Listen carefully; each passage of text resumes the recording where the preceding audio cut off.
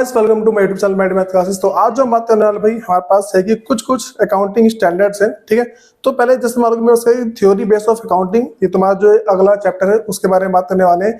इसमें हम कुछ अकाउंटिंग स्टैंडर्ड समझेंगे, ठीक है भाई। देखो, पहले हमें पता होना चाहिए कि नॉर्मली अकाउंटिंग स्टैंडर्ड होता क्या है। अकाउंटिंग स्टैंडर्ड का मतलब है कुछ चीजें हैं जो पहले से सेट कर रखी है और हमें उसको एज इट इज फॉलो करना होता है। देखो, अगर तुम अकाउंट्स पढ़ रहे हो, अकाउंट्स पढ़ते वक्त क्या है, तुम्हें कुछ चीजों का ध्यान रखना होता है जो कि जैसे ही लिखी हुई है तुम्हें वैसा ही उसको फॉलो करना है, ठीक है। सपोज कर लो भाई, मैं तुम्हें कुछ इसका एग्जांपल देता हूं।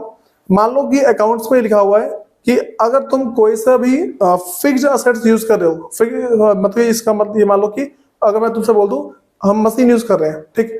मशीन अगर हम यूज कर रहे हैं, इसका मतलब क्या भाई, मशीन पे तुम्हें हर साल डेप्रिसिएशन लगाना है।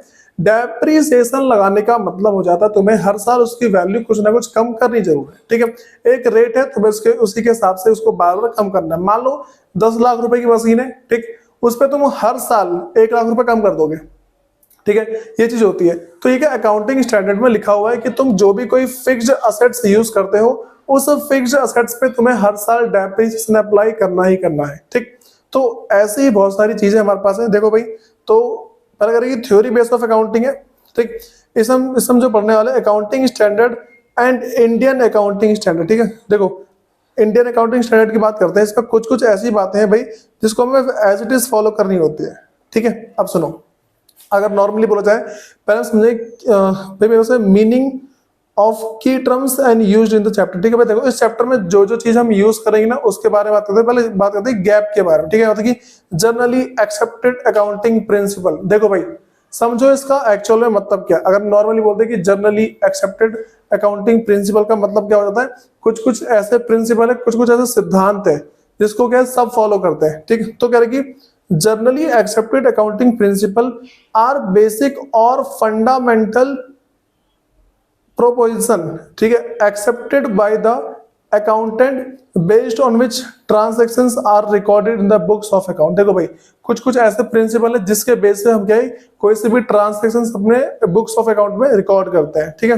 And financial statement are prepare, ठीक है। और फिर करते हैं उसके बाद हम फाइनेंशियल स्टेटमेंट को प्रिपेयर करते हैं। समझो, फाइनेंशियल स्टेटमेंट प्रिपेयर करने का मतलब क्या होता है, एक ऐसी स्टेटमेंट, एक मान लो कि एक ऐसा पेज तैयार कर देना जिसमें हमें हमारी कंपनी का प्रॉफिट पता लग जाए कि भाई प्रॉफिट कितना हुआ है, ठीक। और दूसरी बात, हमें ये पता लग जाए कि हमारे पास एसेट्स कितनी है और लायबिलिटी कितनी है, ठीक। ये सारी बातें पता लग जाए। देखो, दूसरी बात करते हैं भाई फंडामेंटल अकाउंटिंग एजम्पशन, ठीक है। ये हम क्या बहुत सारे कुछ में, देखो 1 2 3 हमारे पास 3 एजम्पशन है, इसको हम पढ़ेंगे। देखो, एजम्पशन का मतलब क्या होता है, फंडामेंटल अकाउंटिंग एजम्पशन, इसका मतलब हो जाता है कुछ ऐसी बातें हैं जिसको हम डिट्टो फॉलो करेंगे, ठीक है। इस बात को जब भी हम अकाउंट्स करते हैं, इन बात को हम एज्यूम करके चलते हैं भाई ये वाली बात होगी ही होगी, ठीक है। सुनो, पहले बात करें भाई going concern assumption. Going concern assumption हमें ये बताता है कि हमारा बिजनेस, जब अगर हमने बिजनेस एक बार चालू किया है, उसको इस तरीके से चलाने की जिंदगी भर चलेगा, ठीक है। देखो, ठीक है, under the assumption it is presume, मतलब कि पहले से ही मान लिया जाता है, ठीक है। प्री एज्यूम, इसका मतलब क्या है, पहले से मान लिया जाता है। It is presume that the business will continue for foreseeable, ठीक है, फोरसीएबल फ्यूचर, मतलब कि जो फ्यूचर हमने देखा नहीं ना वहां तक हमारे पास का बिजनेस चलेगा, ठीक। And there is no intention to close down the business और scale down its operation significant, ठीक है। और कह रहे यहाँ पे हमारी कोई भी इंटेंशन नहीं है कि हम अपने बिजनेस को क्लोज डाउन करें, ठीक। ये उसका भाई ये बोलता है गोइंग कंसर्न एजम्पशन, ठीक। फिर जो मेरे पास अगला है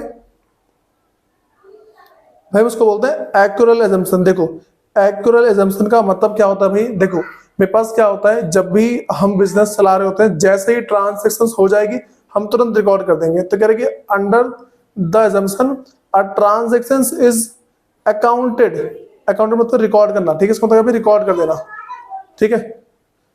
accounted at the time when it is entered into and not when settlement take place। देखो, यहाँ पे सिंपल सी बात, एक्यूरल एजम्पशन ये बोलता है कि जैसे ही ट्रांजैक्शन हो गई, ठीक है, हमें उसी टाइम रिकॉर्ड करना, ये नहीं कि बाद में रिकॉर्ड करेंगे, ठीक है। फिर भाई मेरे पास अगला जो है उसको बोलते हैं कंसिस्टेंसी एजम्पशन।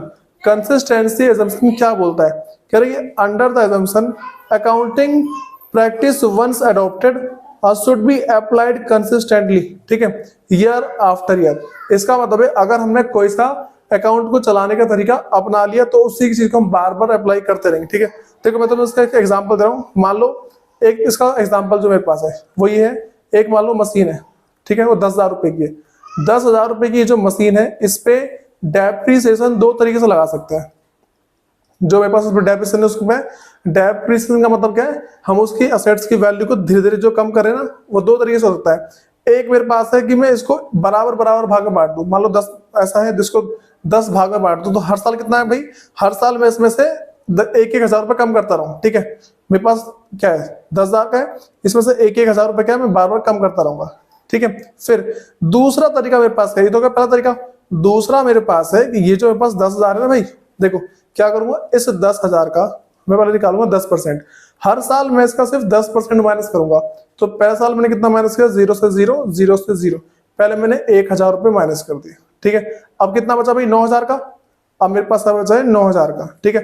अब देखो उसके बाद क्या करूंगा, मुझे दोबारा से इसका 10% माइनस करना है, ठीक। फिर इसका 10% निकाला 100, इस बार मैं 900 माइनस करूंगा, ठीक। तो फिर 900 इसमें से तो कितना बचा, 9,000 में से 900 चला गया, कितना बचा मेरे पास 8100। कितना बचा मेरे पास 8100, 8100, ठीक है। अब फिर मैं दोबारा इसका 10% माइनस कर दूंगा, फिर इसका दोबारा से 10%, तो 8100। इस तरीके से। तो ये क्या बात निकल के आती है भाई, जब भी हम ऐसा कुछ भी करते हैं तो उसमें हमें एक ही चीज देखनी होती है कि देखो, एक तो तरीका ये हो गया, इसको बोलते हैं फिक्स्ड, मतलब इसको बोलते हैं फिक्स्ड अमाउंट ऑफ डेप्रिसिएशन, इसको बोलते हैं फ्लैक्चुएटिंग, ठीक है। इसको बोलते हैं रिटर्न डाउन वैल्यू मेथड, ठीक है। इसको बोलते हैं फिक्स्ड मेथड, ठीक। इसको बोलते हैं रिटर्न डाउन वैल्यू मेथड। तो ये चीज है, ठीक है। मैंने बोला कि अगर दोनों में से कोई सा एक तरीका हमने अपना लिया है तो उसको हर साल वही अप्लाई करते रहेंगे, ठीक है। तो वही चीज बस कह रहे कि पहला कह रहे कि हाँ भाई, कह रहे कि this may be change under following 3 condition. देखो अभी जो मैंने समझा दी ना, इसको हम क्या है कि 3 तरीके से बदल सकते हैं।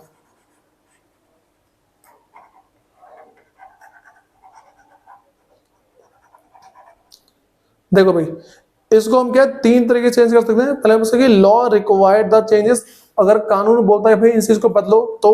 दूसरा मेरे पास है accounting standard required the change, अगर अकाउंटिंग स्टैंडर्ड है, ठीक है भाई। अकाउंटिंग स्टैंडर्ड कौन बनाता है, ICAI, ठीक है, मतलब institute of chartered accountant of India, ठीक है। ये क्या अकाउंटिंग स्टैंडर्ड सेट करता है। तो अगर ये बोलता है चेंज करो तो चेंज करना पड़ेगा। अगर बस it will result in more fair presentation of financial affairs of the business, ठीक है। अगर ऐसा हुआ कि हम किसी दूसरे तरीके को अपनाते हैं, वो हमारे जो अकाउंट्स है उसको अच्छे तरीके से सॉल्व करेगा, अच्छे तरीके से ठीक करेगा, या फिर अच्छे तरीके से दिखाएगा हमारे सामने, ठीक, हमारा एक्यूरेट प्रॉफिट दिखाएगा। तो उसके बाद क्या हम करते हैं भाई, तो इस स्टेप में हम क्या चेंज कर सकते हैं। अगर ऐसा हमें ऐसा लग रहा है कि अगर हमने इस बदलाव को किया, इस बदलाव से हमारा थोड़ा फायदा होगा, तो भी इस टाइम हम चेंज कर सकते हैं, ठीक है। अब फिर कुछ बात करते हैं अकाउंटिंग स्टैंडर्ड क्या होता है। Accounting standard are the written policy documents covering the aspect of recognisation, measurement, treatment, preparation and disclosure of accounting transactions in a financial statement. देखो अकाउंटिंग स्टैंडर्ड क्या करता है भाई, ये 3 चीज करता है। पहले मेरे पास क्या एस्पेक्ट ऑफ रिकॉग्नाइजेशन है, ये क्या क्या हुआ है उसको रिकॉग्नाइज करता है, पता लगाता है। फिर मेजरमेंट करता है, मेजरमेंट का मतलब भाई नापता है उसको कि भाई कितना ट्रांसैक्शन हुई कितनी नहीं हुई। फिर उसकी ट्रीटमेंट कैसे कैसे करनी है वो देखता है। मान लो कि मैंने बिल्डिंग खरीदी, अब बिल्डिंग में मैंने क्या कि भाई रिपेयर करवा दिया, अब वो जो मैंने रिपेयर करवाया उसका खर्चा क्या करेंगे, बिल्डिंग में जोड़ देंगे या फिर बिल्डिंग में नहीं जोड़ेंगे, ये सारी चीजें देखी जाती है। फिर प्रेजेंटेशन, भाई किस तरीके से प्रेजेंट करना है, मैंने कोई सा भी खर्चा किया, मेरे पास कहीं से भी पैसा आया, उसको किस तरीके से प्रेजेंट करना है, ये वाली चीज देखी जाती है, ठीक है। And disclosure of accounting transactions, जो भी मैं देखो डिस्क्लोजर ऑफ अकाउंटिंग ट्रांजैक्शन का मतलब है अगर मैंने कोई सी ट्रांजैक्शंस करी, ठीक है, जो की हुई ट्रांजैक्शन है उससे मेरे को बता, मतलब मैं उसे बताऊंगा या फिर ना बताऊं, ये चीज जरूरी है या फिर नहीं है, इन चीजों के बारे में बता रखा है, ठीक है। फिर इन द फाइनेंशियल स्टेटमेंट में कहां पे दिखाएंगे उसको, फाइनेंशियल स्टेटमेंट में, ठीक। तो हमें ये बात पता होनी चाहिए पहले। फिर नेक्स्ट मेरे पास है कि इंटरनेशनल फाइनेंशियल रिपोर्टिंग स्टैंडर्ड बोलते हैं IFRS। तो international financial reporting standard are set of accounting standard, भाई ये ना कुछ अकाउंटिंग स्टैंडर्ड के जोड़े हैं, कुछ जो हम अकाउंट में रूल फॉलो करते हैं ना, उसके कुछ कुछ जोड़े हैं, गुच्छे हैं। Issued by IASB based on the sound and clearly stated principle. भाई कुछ कुछ प्रिंसिपल है, उनके बेस पे IAS, भाई तुम इसकी जो फुल फॉर्म अगर गूगल पे सर्च मारोगे तुम्हें तुरंत पता लग जाएगा, ठीक है। उसके बाद भाई मेरे पास ना देखो, मैं तुम्हें जो पूरा पूरा चैप्टर बहुत ही मान लो कि छोटे वे में करवा दे रहा हूँ ताकि तुम थोड़ा अच्छे से समझ पाओ। फिर देखो मेरे पास भाई मतलब बात करते हैं अकाउंटिंग प्रिंसिपल क्या होते हैं। तो अकाउंट क्या है कि accounting is the language of business, ठीक। To understand the accounting information, अगर हमें किसी भी अकाउंटिंग इंफॉर्मेशन को समझना है, and for maintaining uniformity and consistency, ठीक। और हमें क्या बार बार उसको समझते रहना है कि हाँ भाई क्या चेंज करना है, क्या चेंज नहीं करना। Accounting principle are necessary in accounting, ठीक है। अकाउंटिंग प्रिंसिपल क्या होता है, देखो भाई हमें क्या पता है अकाउंट की जो भाषा है वो क्या अलग है। अगर अकाउंट की भाषा अलग है तो भाई हम क्या करेंगे, उसको समझने के लिए हमें कुछ कुछ अकाउंटिंग प्रिंसिपल सीखने होते हैं। अगर हम इस प्रिंसिपल को सीख लेते हैं, इस लैंग्वेज को सीख लेते हैं, तो हम क्या आसानी से समझ पाते हैं। जैसे बोली कैपिटल का मतलब क्या होता है, ड्राइंग का मतलब क्या होता है, ये सारी बातें तुम्हें बता चुका हूं मैं, ठीक है। अब देखो अकाउंटिंग प्रिंसिपल आर नॉर्म्स और रूल, ठीक है भाई, इसको रूल नॉर्म्स बोल रहे हैं, रूल बोल रहे, बात वही है। Which are to be followed in treating various item of assets, liability, expenses, income. देखो भाई कौन कौन से इनकम, कौन कौन से एक्सपेंसेस, कौन कौन से लायबिलिटी, फिर कौन कौन से असेट्स, इन सब की ट्रीटमेंट कैसे कैसे करनी है, ये सारा का सारा हम अकाउंटिंग प्रिंसिपल में दिखाते हैं, ठीक है। फिर यानी कि जो गैप बोलते हैं generally accepted accounting principal means the rules और गाइडेंस। भाई कुछ कुछ रूल्स है, अगर हम अकाउंटिंग कर रहे हैं तो कुछ कुछ रूल्स है और कुछ कुछ गाइडेंस है, कुछ कुछ सलाह है, ठीक। For recording and reporting business transactions, ठीक, रिकॉर्ड करने के लिए और उसको रिपोर्ट करने के लिए, किसी को दिखाने के लिए, ठीक। In order to bring uniformity and consistency in the preparation and presentation of financial statement, ठीक है। इन सब का यूज कहाँ पे होता है भाई, इन सब का यूज होता है देखो एक तो पहले कंसिस्टेंसी में, ठीक, और यूनिफॉर्मिटी, मतलब कि पिछले साल का डाटा इस साल का डाटा दोनों सेम हो। पिछले साल जो तरीका अपनाया था वो तरीका इस साल अपनाएंगे, ठीक। इस हम क्या बोलते हैं, यूनिफॉर्मिटी एंड कंसिस्टेंसी, ठीक। और भाई क्यों होता है, इन the preparation and presentation of financial statement, क्या कि भाई जो फाइनेंशियल स्टेटमेंट उसको जो फाइनेंशियल स्टेटमेंट है उसको बनाने में ही काम आता है, ठीक है। कुछ कुछ बातें भाई फीचर्स ऑफ अकाउंटिंग प्रिंसिपल है, ठीक। Accounting principle are man made, सबसे पहले भाई ध्यान रखकर चलना, जो अकाउंटिंग प्रिंसिपल है वो क्या मैन मेड है, इसका मतलब उसको किसी ना किसी इंसान ने ही बनाया है, ठीक है। दूसरी बात मेरे पास है accounting principle are flexible, flexible का मतलब है can be change, can be change, ठीक, जरूरत पड़ने पर उसको चेंज कर सकते हैं। फिर तीसरा बात भाई accounting principle are generally accepted, इसका मतलब है कि जो अकाउंटिंग प्रिंसिपल बने हुए हैं इसको हर एक इंसान एक्सेप्ट करता है, ठीक।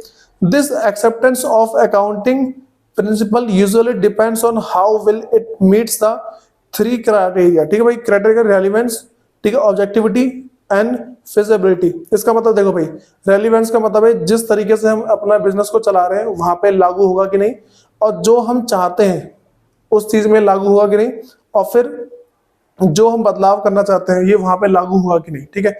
ये मेरे पास कभी इसके पूरे पूरे फीचर्स है, तो इसको नॉर्मली याद करके चलना, एग्जाम में 4 से 5 मार्क्स से आता जरूर है, ठीक है। नेक्स्ट मेरे पास भाई accounting principal can be classified into 2 category.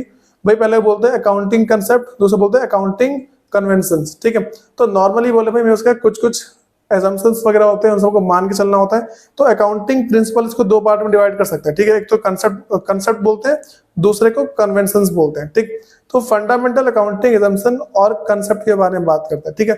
मतलब एजम्पशन बोल लो फिर कंसेप्ट बोल लो। पहले मेरे पास क्या है देखो भाई, इसके बारे में सब बता चुका हूँ, ठीक है। Going concern assumption, consistency assumption, actual assumption, मैंने जस्ट ऊपर पढ़ा है इसको, ठीक है। फिर भी देख लो, the business will continue for indefinite period.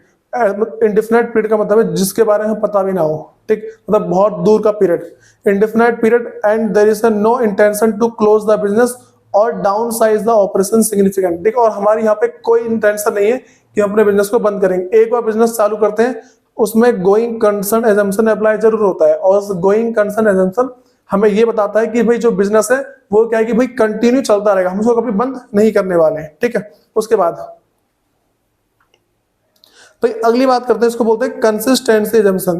तो accounting practice once selected and adopted should be applied consistency year after. इसका मतलब है कि अगर हमने कोई सा एक बार एक तरीका अपना लिया उसी तरीके हम क्या बार बार हर साल उसी तरीके को लगाएंगे, ठीक है। फिर मेरे पास अगला है, इसको बोलते हैं एक्चुअल रिडम्पशन। तो अगर transactions are recorded when they have enter into and not when settlement take place. देखो जैसे ही ट्रांजैक्शंस हो जाएगी हम तभी रिकॉर्ड करेंगे, ये नहीं कि भाई बाद में जब पूरा सेटलमेंट हो गया तब कर रहे हैं, ऐसा कुछ नहीं है। जैसे ही ट्रांजैक्शंस हो गई, ठीक है, ट्रांजैक्शंस होने के बाद ही हम क्या है जो रिकॉर्ड करना है उसका प्रोसेस चालू कर देते हैं और रिकॉर्ड कर देते हैं। भाई कुछ कुछ मेरे पास बात है अकाउंटिंग प्रिंसिपल है, तो उसमें क्या है करेंगे अकाउंटिंग एंटिटी और बिजनेस एंटिटी प्रिंसिपल। ये क्या होता है, business is treated as a separate entity distinct from its owner. भाई ये सबसे इंपॉर्टेंट बात है, जब भी हम बिजनेस चलाते हैं उसमें हम अपने बिजनेस को मालिक से अलग मानते हैं। देखो भाई जिसने पहली क्लास देखी ना उसको ये वाली बात पूरी क्लियर हो रही होगी, जिसने पहली क्लास नहीं देखी वो इतना समझ लो बिजनेस और ऑनर क्या अलग होते हैं, ठीक है। क्योंकि देखो मान लो ये ऑनर है, ठीक है, ऑनर क्या करता है बिजनेस में पैसा लगाता है, ऑनर ने बिजनेस में पैसा लगाया तो ये जो पैसा दिए उधार दिया होता है, ठीक है, ये पैसा क्या है उधार दिया होता है, ठीक है। ऑनर क्या है कैपिटल बिजनेस को वो पैसा क्या उधार देता है, इसीलिए देखो जो पैसा लगाता है उसको कैपिटल बोलते हैं और बिजनेस उसके बदले में क्या आता है उसको इंटरेस्ट ऑन कैपिटल देता है, ठीक है। अब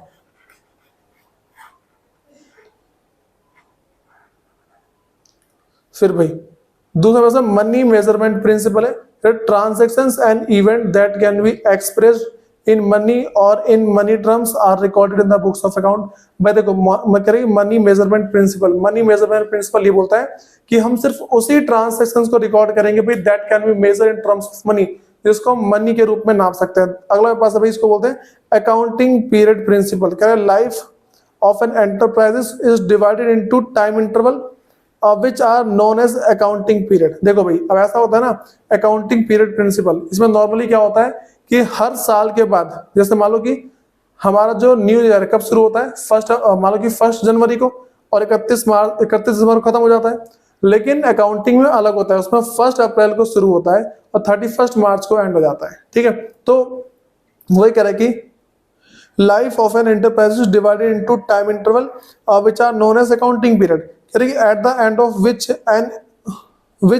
an income statement and position statement are prepared to show the performance and financial position। देखो नॉर्मली अगर बोलते हैं भाई होता क्या है कि अगर हम ना अकाउंटिंग पीरियड प्रिंसिपल के बारे में बात करें, ये अकाउंटिंग पीरियड प्रिंसिपल हमें ये बताता है कि भाई एक टाइम के बाद क्या होता है बिजनेस को, जैसे मान लो कि 6 महीने बाद है, फिर मान लो 1 साल के बाद है, फिर 3 महीने के बाद उन्हें अपने रिपोर्ट चेक करनी होती है कि उनकी परफॉर्मेंस कैसी चल रही है, ठीक है। तो ये बताता है।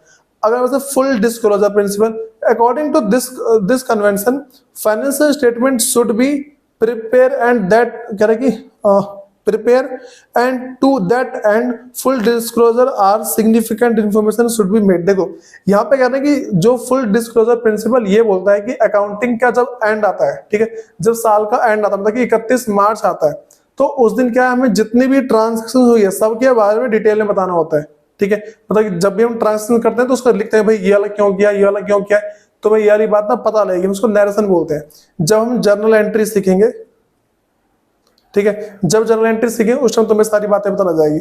अगले बोलते हैं भाई मेटरलिटी प्रिंसिपल करेगी आइटम और event have a significant effect should be disclose. देखो मेटरलिटी प्रिंसिपल क्या बोलता है कि ऐसे ट्रांजैक्शंस व्हिच देखो all those transaction which have material effect should be recorded in the books of account. इसका मतलब यह है कि वो सारे ट्रांजैक्शंस जिससे हमारे बिजनेस के अकाउंट पे फर्क पड़ सकता है, ठीक, हम क्या करेंगे भाई उसको रिकॉर्ड करेंगे, अदरवाइज हम उसको रिकॉर्ड नहीं करते हैं, ठीक है। फिर नेक्स्ट इसको बोलते हैं प्रूडेंस और conservatism principle, do not anticipate profit but provide all the possible losses. देखो मेरे पास ये जो प्रूडेंस बोल लो या फिर कंजर्वेटिज्म प्रिंसिपल बोल लो, ठीक, इसका मतलब क्या होता है भाई एक ऐसा प्रिंसिपल है जिसमें हम फ्यूचर में होने वाले प्रॉफिट को कभी नहीं मानते, लेकिन जो फ्यूचर में होने वाला लॉस है उसको हमेशा मान ही चलते हैं। इस प्रिंसिपल को तुम ऐसे सकते हो कि anticipate all future losses but do not anticipate all future profit, ठीक है, इसको याद रख के चलना। अगला पास भाई इसको बोलते हैं कॉस्ट कंसेप्ट और हिस्टोरिकल कॉस्ट प्रिंसिपल। भाई इसको समझना थोड़ा इंपॉर्टेंट है। देखो the underlying principle of cost concept is that the asset be recorded at its cost price which is the cost of acquisition less depreciation। देखो जो मेरे पास कॉस्ट कंसेप्ट और हिस्टोरिकल कॉस्ट प्रिंसिपल इसका मतलब क्या है, हमने जितने पे एसेट्स खरीदी थी, ठीक है, हमको उसकी मार्केट वैल्यू से कोई मतलब नहीं है, उसकी कॉस्ट प्राइस हम उसको रिकॉर्ड करते हैं, ठीक है। मान लो कि भाई मैं ऐसा बोल दूं, मेरे पास एक मशीन थी, मैंने खरीदी उसको 10,000 रुपए की, ठीक है। अब 4 साल के बाद इसकी कीमत, भाई इसमें क्या, भाई इसकी कीमत बढ़ी 6,000 रुपए। क्यों? क्योंकि इस 10,000 में से 4,000 रुपए का डेप्रिसिएशन क्या हमने माइनस किया, तो माइनस का कितना बचा, 6,000। हम इसको इसी प्राइस पे रिकॉर्ड करेंगे, भले ही मार्केट का प्राइस कितना भी ज्यादा हो उसका। जो मेरे पास क्या है कि जो कॉस्ट कंसेप्ट और हिस्टोरिकल कॉस्ट प्रिंसिपल है वो यही बोलता है कि असेट्स को तुम्हें हमेशा उसको उसी प्राइस पर खरीदना, रिकॉर्ड करना चाहिए जितने तुमने खरीदा था, और उसमें से डेप्रिसिएशन माइनस करने के बाद, ठीक है। लिखा है ना इसमें, देखो करेगी the underlying principle of cost concept is the asset be recorded at it cost price, जितने में उसको खरीदा था, करेगी which is the cost of acquisition, acquisition मतलब जितने में उसको खरीदा था, लेस करना है उसमें से डेप्रिसिएशन, ये वाली बात पड़ती है, ठीक है।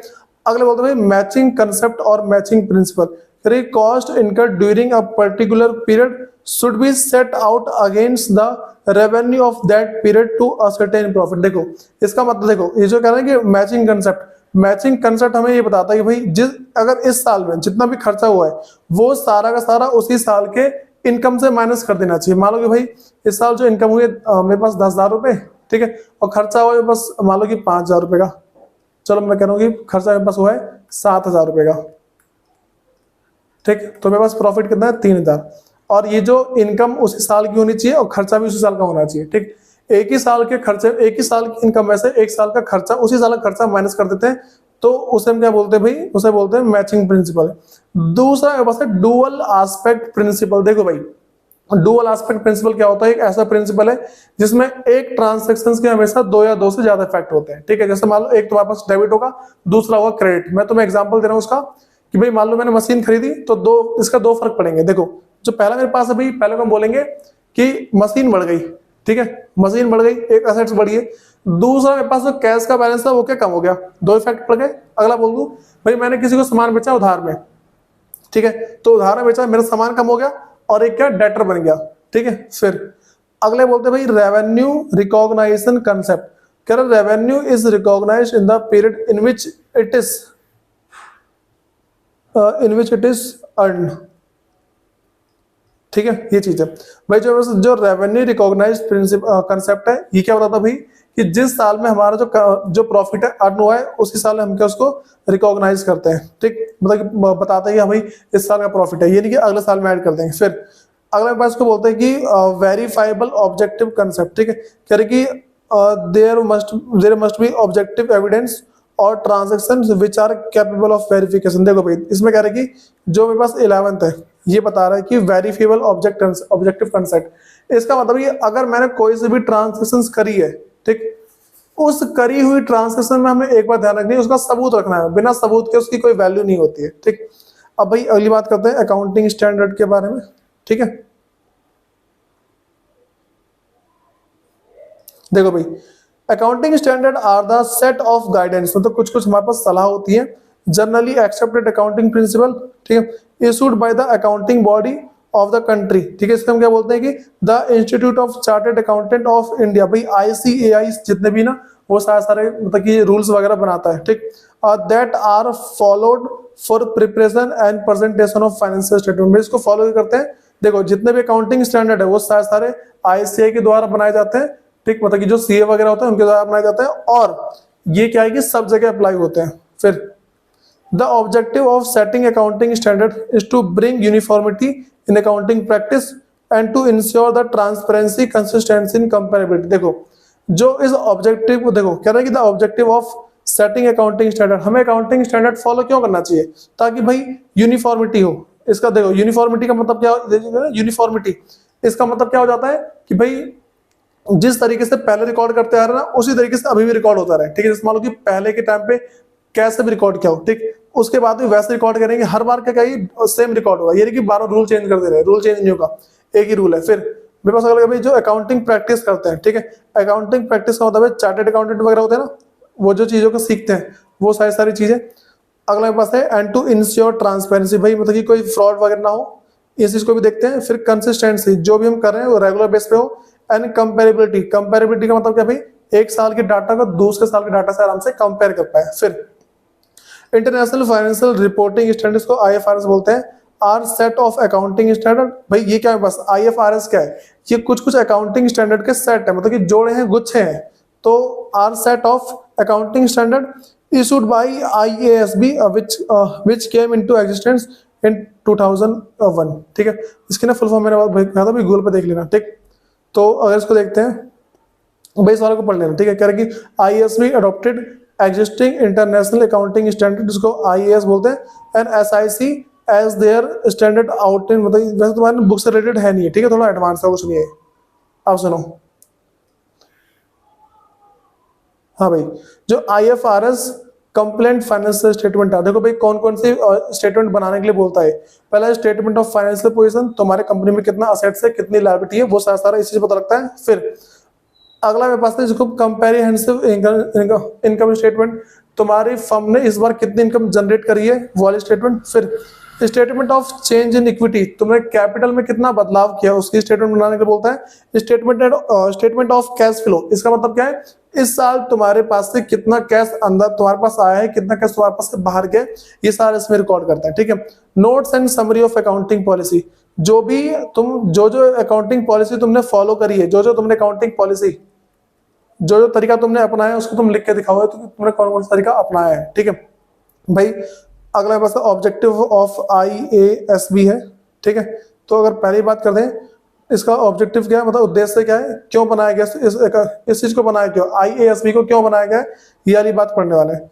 To develop in the public interest a single set of high quality understandable and enforceable global accounting standard that require high quality, transparent and comparable information in financial statement and other financial reporting to help participant in the various capital market। देखो भाई, पहले ना ये क्या है कि to develop in public interest, भाई public के इंटरेस्ट में एक ऐसी चीज डेवलप कर देना, फिर मान लो पब्लिक के लिए, फिर जो भी लोग अकाउंटिंग सीख रहे हैं, मान लो भाई तुम अकाउंटिंग सीख रहे हो, तो तुम्हारे लिए ना वो क्या है कि एक हाई क्वालिटी, ठीक, जैसे सेट करेगी single set of high quality. ठीक, इसका मतलब क्या है कि जो भी चीज तुम सीख रहे हो वो थोड़ी हाई क्वालिटी होगी। जो चीज तुमने अभी सीखी है आज, ये बदलेगी नहीं आज के बाद, जो डेबिट है वो डेबिट होगा, जो क्रेडिट है वो क्रेडिट होगा। ठीक, हल्का बहुत चेंज आएगा और वरना कुछ चेंज नहीं आता है। इसमें बता रहा भाई कि इसमें ना ट्रांसपेरेंसी देखते हैं, ये क्यों बनाया गया, ये जो मेरे पास जो है, ये जो IASB है क्यों बनाया गया, ताकि हम क्या है कि जो भी डाटा रिकॉर्ड कर रहे हैं उसमें ट्रांसपेरेंट हो। ठीक है, कोई चीटिंग वगैरह ना हो। ठीक, एंड कंपेरेबल हो, इस साल के डाटा को दूसरे साल के डाटा से कंपेयर कर पाए। ठीक है, फिर जाके भाई ऐसे बहुत सारी चीजें। अगला, to promote the use and हाँ भाई, रिसोर्सेज बोलेंगे, रिसोर्सेज एप्लीकेंट्स ऑफ दो स्टैंडर्ड। भाई देखो, एक तो इससे मान लो कि अच्छा यूज कर पाए, जो भी स्टैंडर्ड बन रहे हो उनके भी थोड़ा सा अच्छा यूज हो पाए। फिर in fulfilling the objective associated with first and second to take the accounting appropriate। देखो भाई यहाँ पे कह रहा है कि जो पहले पे और दूसरे पे, पहले नंबर पे और जो दूसरे नंबर पे जो जितने बता रखे हैं ना, उन सबको अच्छे से यूज कर पाए। अगला, to bring about convergence of national accounting standard and international financial reporting standard to high quality solution। देखो भाई ये, और इसको क्यों करते हैं, इस मतलब इसका और क्या उद्देश्य है, उद्देश्य है कि भाई जो भी तुम अकाउंटिंग स्टैंडर्ड फॉलो कर रहे हो उसको एकदम हाई क्वालिटी पे लेके जा सके। ठीक है भाई, ये तुम्हारा डिफरेंस है, ये डिफरेंस नॉर्मली आता नहीं है, तुम इसको एक बार बस पढ़ लेना, तुम्हें सारी बात पता लग जाएगी। ठीक है, इसके बाद तुम नॉर्मली देखो, जैसे बोला जाए difference between IFRS and Indian accounting standard. ठीक, तो इसमें क्या क्या डिफरेंस है वाली बात करते हैं। देखो यहाँ पे कहते हैं principle difference between the two is that while IFRS are based on principle and fair value, Indian accounting system are based on rules and historical value. देखो ये किस पे भाई, ये फेयर वैल्यू पे डिपेंड है और ये हिस्टोरिकल वैल्यू पे डिपेंडेंट है। दूसरा, Indian decide to converge Indian accounting standard with IFRS and has issued converged international accounting standard. ठीक है, देखो जो मेरे पास क्या है कि जो इंडियन अकाउंटिंग स्टैंडर्ड है ये इंडिया में अप्लाई होता है। ठीक, और जो मेरे पास क्या है कि IFRS है, ये जितना पूरा वर्ल्ड है वहां तक अप्लाई होता है। भाई ये सारी बात ना और थोड़ी सी एडवांस लेवल की और कुछ नहीं, ठीक है। इसमें आना कोई बनता नहीं है, ठीक। ये चीज तुम्हारे पास कभी एग्जाम में आती नहीं है। मैं तुम्हें जितनी थ्योरी बताई है ये बस तुम्हें पता होनी चाहिए, हल्की बहुत याद कर लो, बहुत ही छोटे छोटे नोट्स बना रखे और कुछ नहीं है। तुम्हें देखोगे तुम्हारे बुक में डिट्टो मिल जाएगी समरी के नोट्स में, ठीक है भाई। उसके बाद इसका जो बाकी है वो देखते हैं इसकी नेक्स्ट क्लास में। धन्यवाद।